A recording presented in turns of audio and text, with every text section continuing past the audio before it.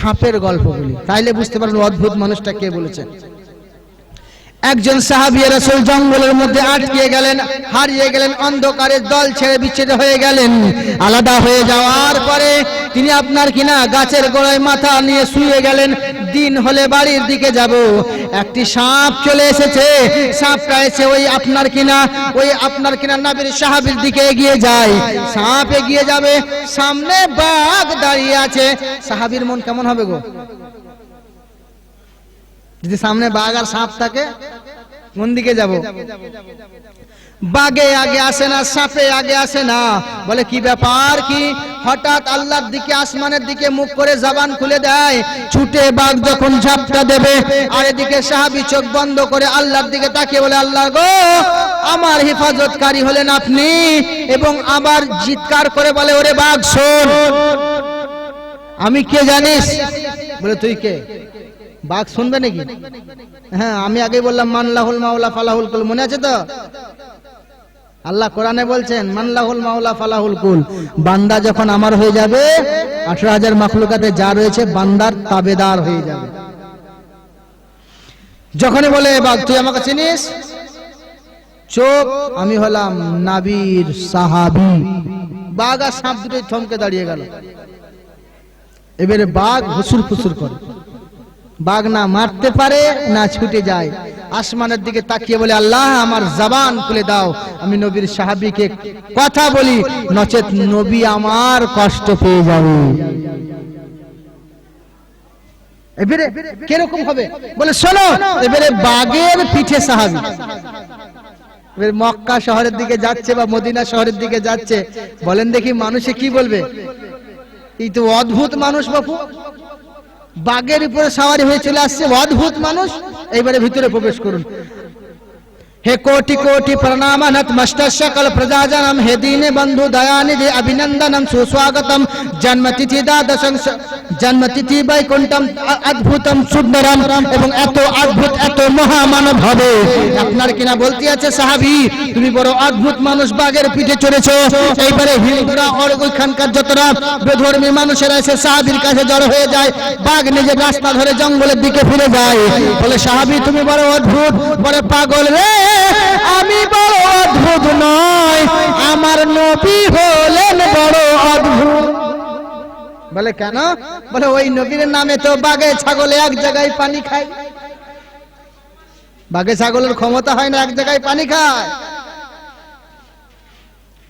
ওই নবী হলেন অদ্ভুত, আর ওই নবীর কলেমা হলো অদ্ভুত। আর কলেমা যদি সঙ্গের সাথী হয়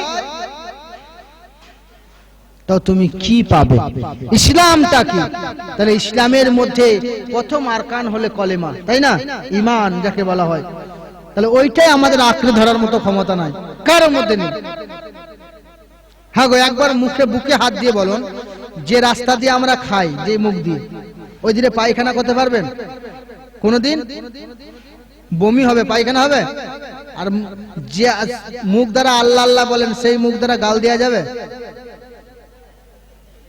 এই কঠিন প্রশ্ন করে দিল মৌলী সাহেব। এটা তো শুন, আমরা তো আমাদের এখানে ফরজ হয়ে গেছে গাল দেওয়াটা। ট্রেনে আস্তে আস্তে এত মিষ্টি মিষ্টি ভাষায় মুসলমানে গালি দিচ্ছে, যেমন আহারে তোদের মুখ থেকে মনে হয় রহমতের ফারিস্তাও টেনশনে পড়ে যাবে, রহমত ঝরছে কোন দাঁত থেকে দেবে। আমরা মনে করি আমাদের মতো সোজা সাপটা মানুষ মনে করে মানুষ নিচের দিকে পায়খানা করে, পায়খানার রাস্তা আলাদা। কিন্তু যারা গাল দেয় তাদের মুখের দিকে তাকাইলেই বোঝা যায় এদের পায়খানার রাস্তা ওই মুখটাই। আপনারা গাল দেন নাকি? আপনারা গাল দেন না বাপু, আপনারা এখানকার মানুষ গাল দেন, আমাদের দিককার মানুষ গাল দেন। আমাদের দিককার মানুষ বদ কত গো, খুব গালি দেয়। তার লেগে আমাদের ওদিকে বলি, মুখে গালি দিলে পরে মুখে হবে তালি, আর যেদিকে খেলি সেই দিকেই হেগে দিলি। যারা দিবে গালি তাদের জন্য এরকমই হবে ভাই। আজকে দেখবো শয়তানকে হারিয়ে মাকে কতজন জিতিয়ে দেয়। মাকে ভালোবাসলে ভিডিওতে লাইক করে চ্যানেলটিকে সাবস্ক্রাইব করো, আর যদি আপনি আপনার মাকে না ভালোবাসেন কমেন্ট করে শয়তানকে জিতিয়ে দেবেন। ভোজপুরি গজল বুঝতে পারবেন? মহিলারা সবাই পেয়েছে, ওরাই চাচ্ছে। সুবহানাল্লাহ, তাহলে দিতে হবে। একটা বাংলা গজল দুই ছেদ করি, তারপর ভোজপুরি দিকে যাচ্ছি নাকি। পাইলে নিরালাই গো নবী, পাইলে নিরালাই, পাইলে নিরালাই গো নবী, পাইলে নিরালাই। আমি দুই কদমে চুমু খাবো, চরণ ধুলি মাগব গায়। সুবহানাল্লাহ কই বলছেন? আমি চাঁদা কালেকশন করবো নাকি? সুবহানাল্লাহ জমা। পাইলে নিরালাই গো নবী, পাইলে নিরালাই, পাইলে নিরালাই গো নবী, পাইলে নিরালাই। আমি দুই কদমে চুমু খাবো, চরণ ধুলি মাগব গায়। পাইলে নিরালাই গো নবী, পাইলে নিরালাই, পাইলে নিরালাই গো নবী, পাইলে নিরালাই।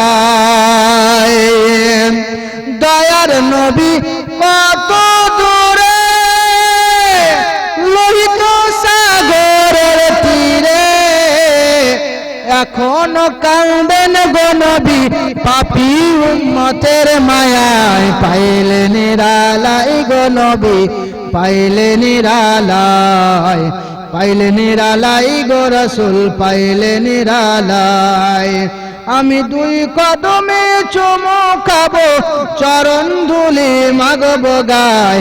পাইলে নিরালাই গো নবী, পাইলে নিরালাই, পাইলে নিরালাই গো রাসূল, পাইলে নিরালাই।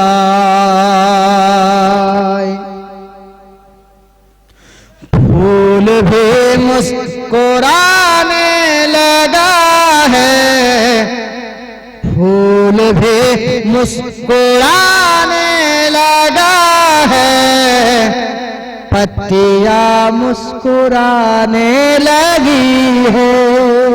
जो बोलेन আমি হাত দেখাইলে বলবেন এবারে বলতে হবে। কি করব? চাঁদা চাওয়ার মতো আপনাদের কাছে চেয়েই নেব। फूल भी मुस्कुराने लगा है, पत्तियां मुस्कुराने लगी है, फूल भी मुस्कुराने लगा है, पत्तियां मुस्कुराने लगी है, फूल भी मुस्कुराने लगा है, पत्तियां मुस्कुराने लगी है। आ गई है, आ गई है, आ गई है बहार चमन में, तितलियां मुस्कुराने लगी है।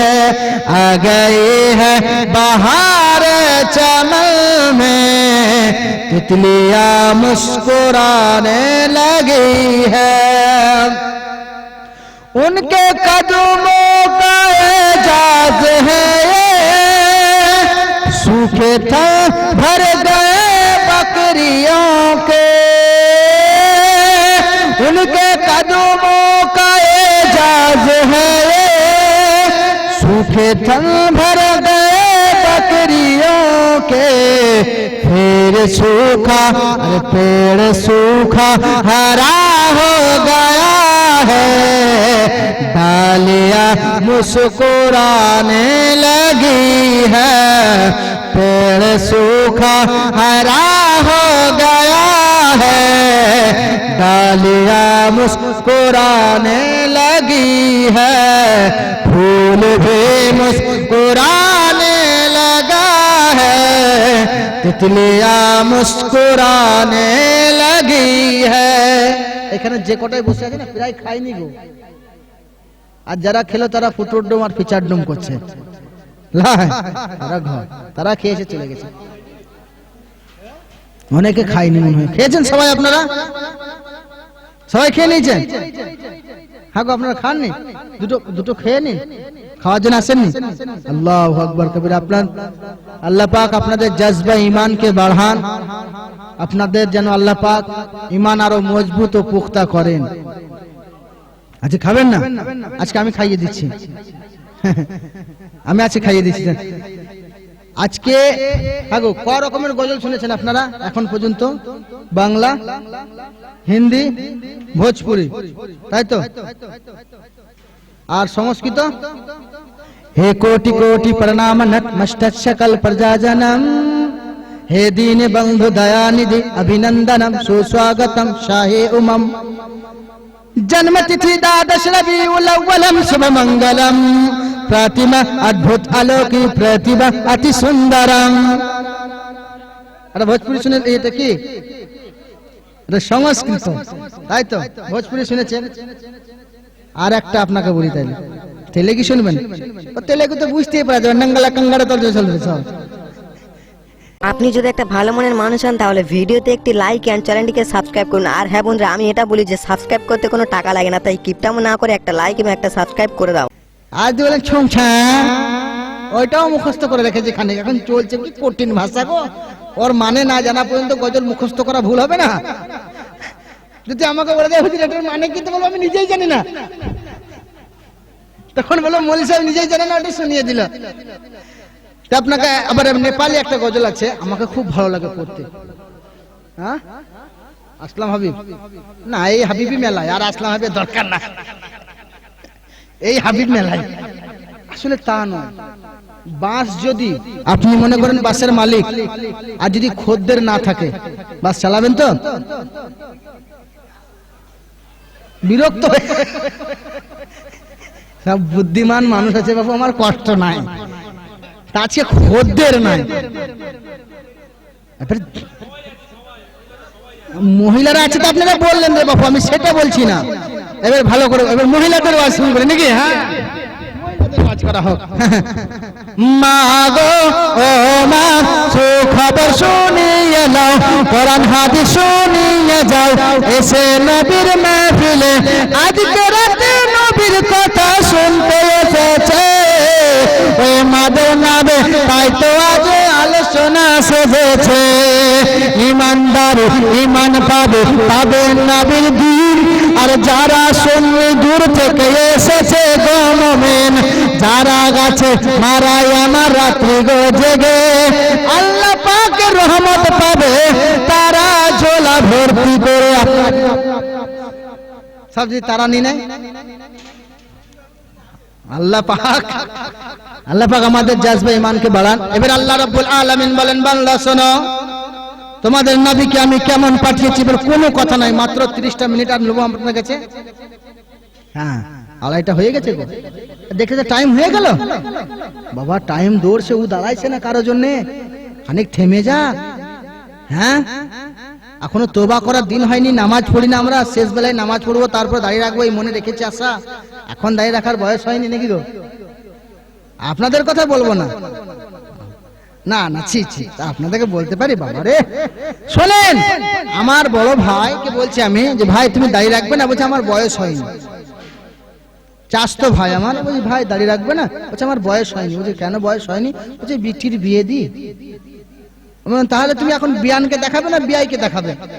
বলছে বয়স্ক লাগবে, জুয়ান বউটা থাকবে আর আমাকে বয়স্ক লাগবে না। কত বড় বদমাস, মানে বাহানা কেমন বের করেছে না রাখার। তাই তো বলছি শোনো, যুবক বয়সের ইবাদত আল্লাহ বেশি খুশি করে দেখেন, বেশি খুশি হন আল্লাহ। যুবক বয়সে দাড়ি যদি রাখেন আল্লাহ বেশি খুশি হন। দূর থেকে যখন আপনাকে দেখে মনে করবে বাঘের বাচ্চা, একে মুসলমানের বাচ্চা মানে বাঘের বাচ্চা, তা বলে জানোয়ারের বাচ্চা নয়। বাঘের বাচ্চা মানে আমি ক্ষমতার কথা বলছি। ভদ্র ভাষায় মানুষ যখন গালি দেয় না, হারে তুই বাঘের বাচ্চা, এটা ভদ্র ভাষার গাল, তার মধ্যে তো জানোয়ারের বাচ্চা, মানুষের বাচ্চা নয়। তো ঠিক ভদ্র ভাষায় আমরা হলাম ক্ষমতাশীল, মানে দূর থেকে আমাদেরকে দেখে বলবে আজ মুসলমান, এতে মুসলমান আসছে রে, একে চেক করা করি নাই। আর যাদের কিছুই নাই মনে করেন জিন্স প্যান্ট গেঞ্জি পরেছে আর কিছুই নাই, তাকে কি ভাববে? ওকে টেনশনে পড়ে যাবে, পড়ে বলবে যদি মারা যাবে খুলে চেক কর কাটা না কাটা, তাই না? এবারে বলো যার শেষ ভালো তার সব ভালো। হ্যাঁ হুজুর এটা শেষ ভালো হলো, হ্যাঁ গো বাবাজি, আর শেষ ভালো না শেষ উলঙ্গ হলো।